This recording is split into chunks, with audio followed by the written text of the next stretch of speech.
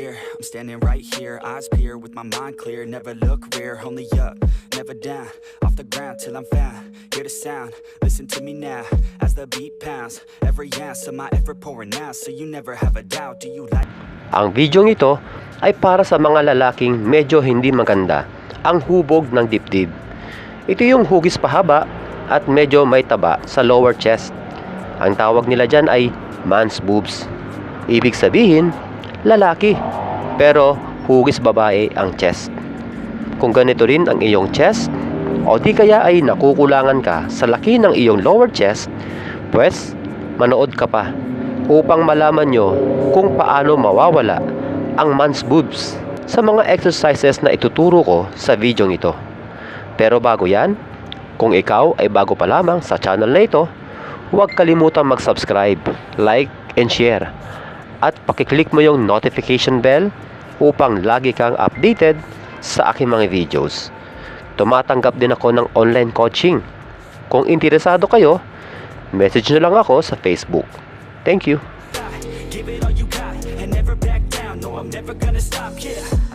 Dahil lower chest ang problema, natural, dapat lower chest exercise ang dapat mong gawin. Hindi mo kailangan ng maraming exercise para sa lower chest. Para sa mga walang man's boobs, isang exercise sa lower chest ay sapat na sa iyong chest day. Pero dahil meron kang man's boobs, gawin mo itong dalawang exercises. Hanggang dalawang exercises lang. Dahil kapag lumabis ka, maaaring ma-overtrained ito. Dahilan upang hindi ito ma-develop.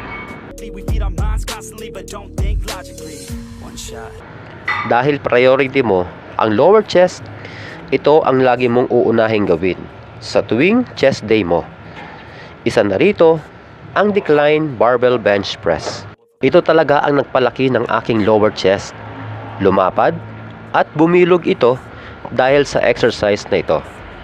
Dito kasi sa decline barbell bench press, mas makokontrol mo yung paggalaw dahil barbell ang gamit mo. Dahil din dyan, mas mabigat ang magagawa mo dito kaysa kapag dumbbells ang gamit. Hindi rin kailangan sobrang bigat ang gawin. Dahil ang mas mahalaga, yung full range of motion na bawat pagtaas at pagbaba ay kinokontrol mo ang paggalaw dito.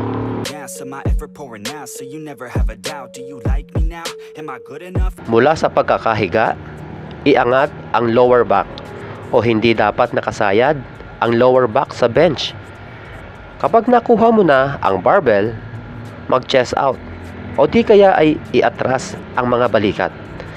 Dahil sa ganitong posisyon, mas nakafocus ito sa lower chest at hindi gaanong tutulong ang ating balikat.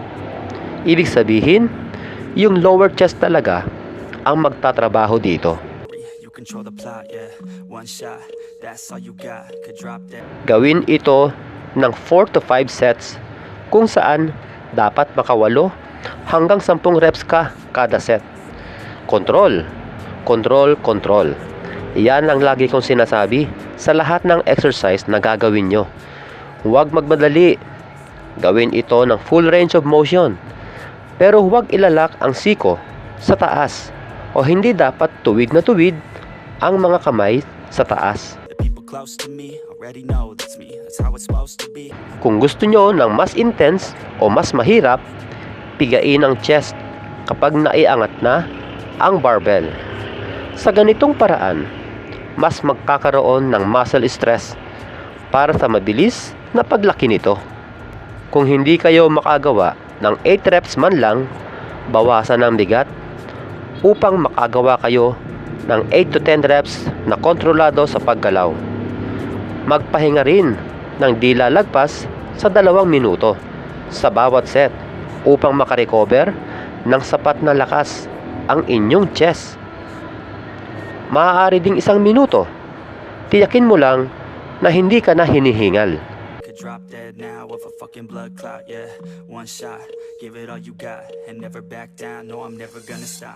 Kapag sinabing high to low cable crossover, ito yung madalas nating makita na ginagawa sa crossover.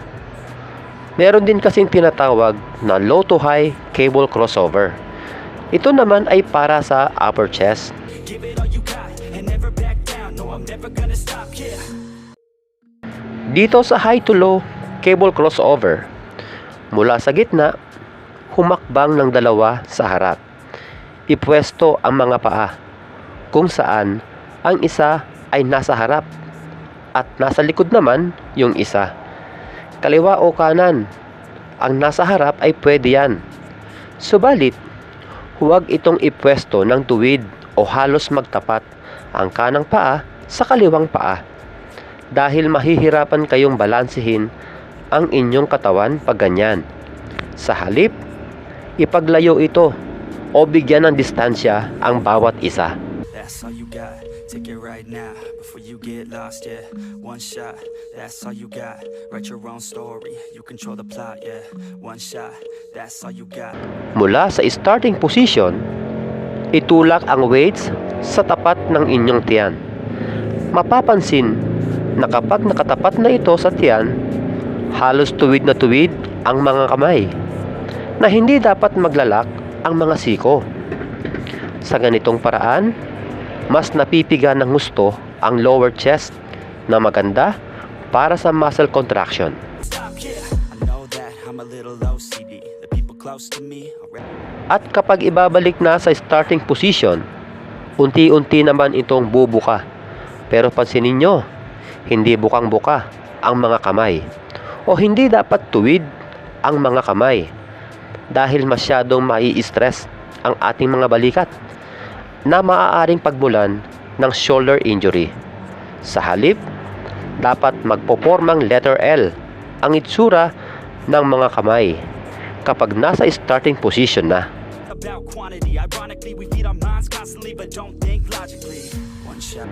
Karagdagang tip mga kaprakti, huwag niyong isasagad sa pag-atras ang mga kamay, dahil muli, masakit sa balikat yan.